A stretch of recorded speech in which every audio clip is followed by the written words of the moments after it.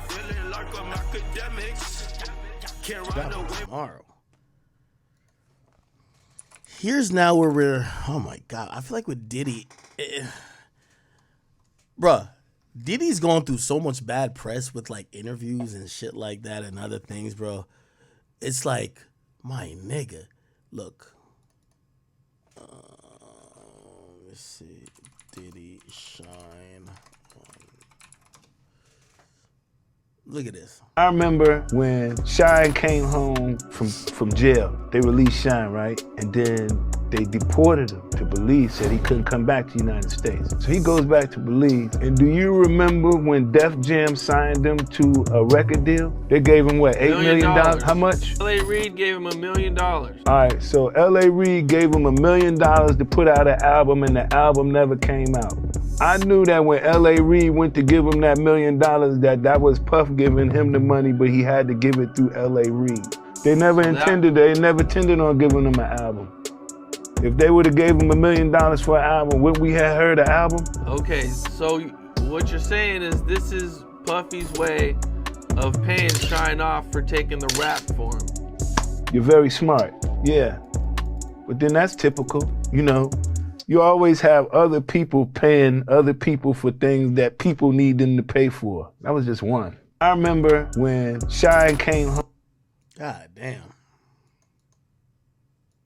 Man, this nigga Diddy got more allegations than anybody, bro. Like, it is. Now, let's do our due diligence a little bit, people.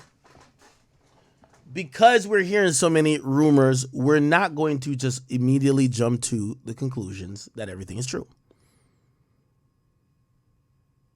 It's usually at this time we get more untruths than truth, right? Because if now I could just say the same things that they have said, it then usually means, right? If you believe those, you're going to be like, oh, yeah, this kind of sounds like he would do it. He did it. First of all, let me bring in my man, Lawyer for Workers, real quick. He spoke about this lawsuit, and then we're going to speak about it a little bit more. Here we go. So he was talking about the redacted portions, including the portion Meek Mill, Usher, and Chris Brown was involved in. Here we go. It does not matter how you slice it. I know one thing. If I read a complaint in a lawsuit and there's a name that's redacted, the purpose for writing the word redacted is to avoid the public from understanding who you're referring to. If you then put a footnote and make that publicly accessible for people to read and everybody knows who you're trying to talk about in the redacted portion, your lawsuit is trash, because that is horrible execution of the concept of how to redact a name. And so I really have to kind of question what the hell is going on here. I got to see who wrote this lawsuit. That makes no sense. Okay. Unfortunately, that lawyer is gaining a very bad reputation at a very rapid pace. It appears that that particular lawyer is running around and trying to find, these days, we're hearing stories. We don't know if it's true, but he's down to represent everybody. And what happens is he's cooking up these lawsuits allegedly and apparently that are sounding great in the media. Like, they sound great. This is why all the media is reporting on it. But then they don't hold water and they seem to be kind of far off, right? So you have someone like, Mo, who's talking about, oh, well, why is this redacted, right? If you're going to discuss it on a footnote. He then goes to say, which, by the way, this was egregious to me. The lawyer for this guy, Lil Rod, posted, I can show y'all how. So they posted a video of Diddy saying, I can show you how we have fun and stay out of jail. And basically the lawyer of this guy was talking shit to Diddy's lawyer. Guess who's Diddy's lawyer? Sean Hawley. Sean Hawley used to represent Tory. She actually told Tory allegedly to take the deal. Tory didn't want to take the deal. Tory fired her. She used to be also with O.J. Simpson. So right now, you have a lawyer that people are saying is an ambulance chaser. He's going at some big lawyers. Come on, Diddy got the dream team, and this is a hold on. All right, we got a IG post from Puff Daddy's victim, and the newest victim, Lil Rod, reposted a post originally by this guy right here, Tyrone Blackburn. So Mr. Blackburn is the lawyer for Lil Rod, and I have a lot of questions. Yesterday I was wondering why somebody would file a lawsuit that uses the word redacted, but the whole world is absolutely sure who you're talking about. Sounds like you fucked up. Now I have a question. If he posted this video, the lawyer, it's Diddy, and Diddy says, I can show y'all how we have fun and stay out of jail. Couple of things. One, does this have to do with the Lil Rod case? Because it certainly seems like it does. So if it does, you should explain it. And if it doesn't, you shouldn't post it. But he's making a valid and valiant point. The lawyer for Lil Rod is clout chasing. He's online taunting Diddy's $1 million law team. That's a problem. Bigger issue, this comment, free Tory. Lil Rod reposted his lawyer's post, and Lil Rod wrote free Tory. Well, his lawyer is saying that Sean Combs is going to get locked up like Tory, because assumedly they're both guilty. So if you're the lawyer and you're like, yeah, lock Sean up, throw the book at him, just like y'all did Tory, and then your client is out here saying free Tory, I don't know. All right, we got a... Okay. So then we get to this guy.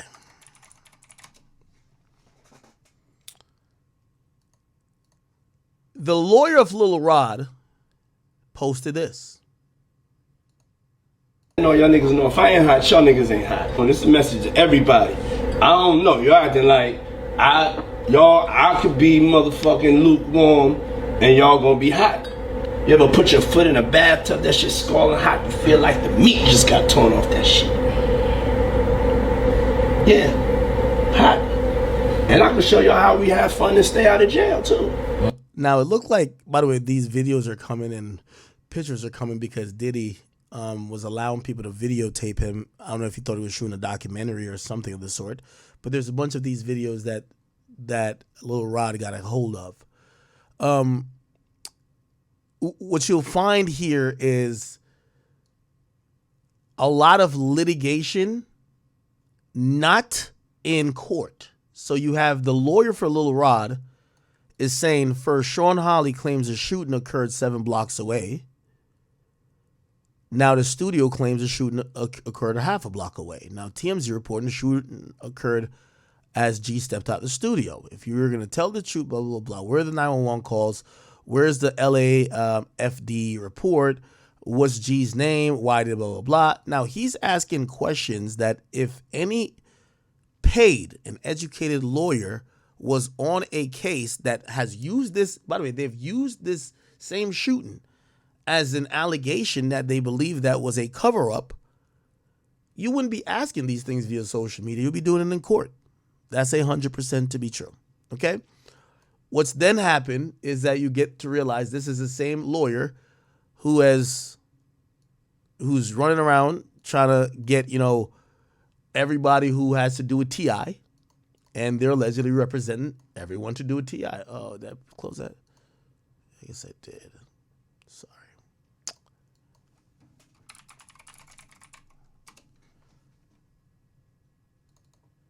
And honestly, I think we're in the space of realizing what this is. Okay? This guy is suing anyone in hip-hop that he feels there's a story about, except I don't know if he has his ducks in order, and we have to be clear about this, because even TMZ recently just debunked part of his lawsuit, which he has not yet addressed, but is debunked a part of the lawsuit, not only the fact that the gay porn that was there, that supposedly Diddy showed the guy claiming it was Stevie J. It wasn't Stevie J. It was another guy, which is this guy, which is a actual porn star. Then the other part were about underage women, right? Let's see if we can find that. Diddy. Sorry. The fuck is this? Diddy underage.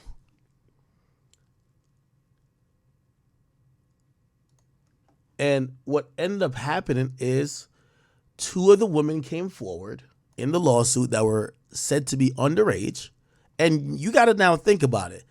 A lot of lawsuits are written like a scorned ex. What does scorned ex says about you when they leave? Yo, dick little, you can't fuck, you a bitch, and you gay. Right?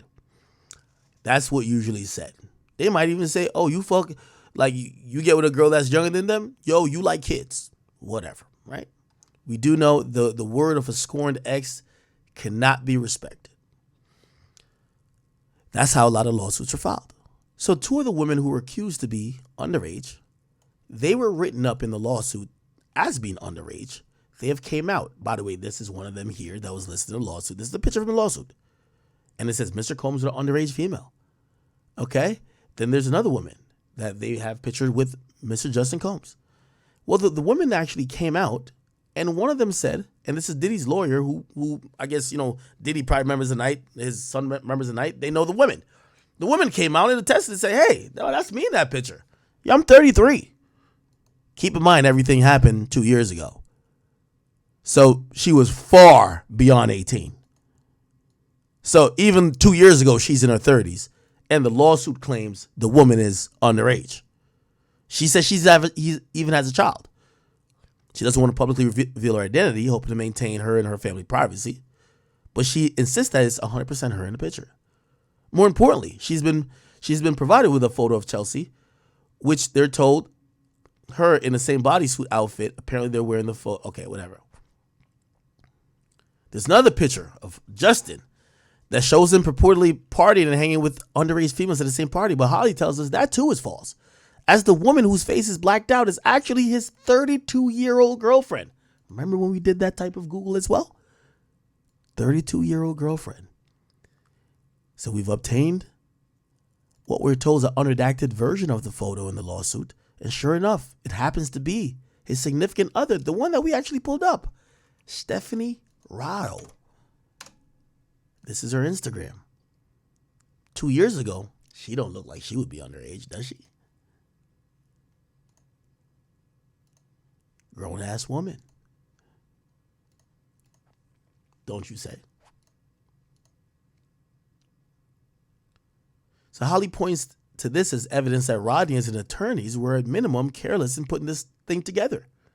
So last but not least, we've gotten some clarification on Rodney's claim that Diddy and Justin were somehow involved in a shooting that left the man injured at a studio. Something Rodney alleged in his complaint was covered up by Diddy himself. But our lawsuit sources tells us the story that was told to the cops that night, namely that the victim was robbed at gunpoint and shot by an unknown assailants outside, ended up leading to arrest in the case, and those suspects are currently awaiting trial. We're told cops think the gunshot victim stepped outside the studio around 3:30 p.m., was accosted by two individuals, which at that point they try to rob him. Our sources say the man suffered from the gunshot wound, and when the officers arrived, there was no sign of Diddy at all.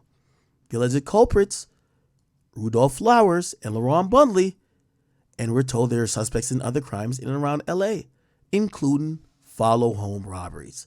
Long story short, Holly thinks that this is just another one of the dominoes that will start to fall as the details of the suit get picked apart. We're reaching out to his attorney, same guy as I said before, who didn't get specific on the new info but tells TMZ, thanks to Sean Holly, Justin Combs and Sean Combs are on a fast track to the same fate as Tory Lanez and Danny Matterson.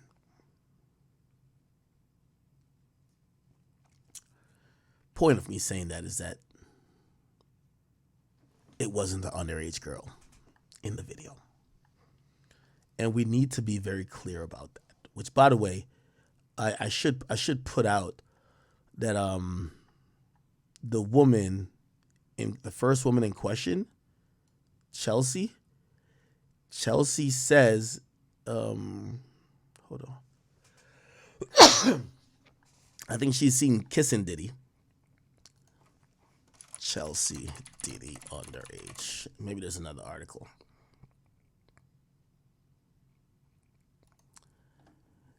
the woman even said, I think she had posted something. I think she had posted something on social media. I think she's already known. And I think she said she was dealing with him for like 2 years. So it's basically just another one of the girls on the harem for Diddy. And they're basically saying, one of the women saying she been fucking Diddy for 2 years, which kind of, if you think about the timeline, overlaps with the Young Miami. But Young Miami knows she's a side chick. So he says, we have overwhelming and indisputable proof that his claims are complete lies. Our attempts to share this proof with his lawyer has been ignored. As he refuses to return our calls, we will address these outlandish allegations in court and take all appropriate action against those who make them.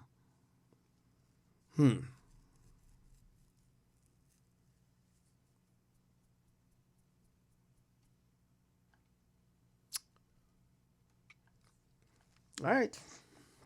So, score one for Diddy.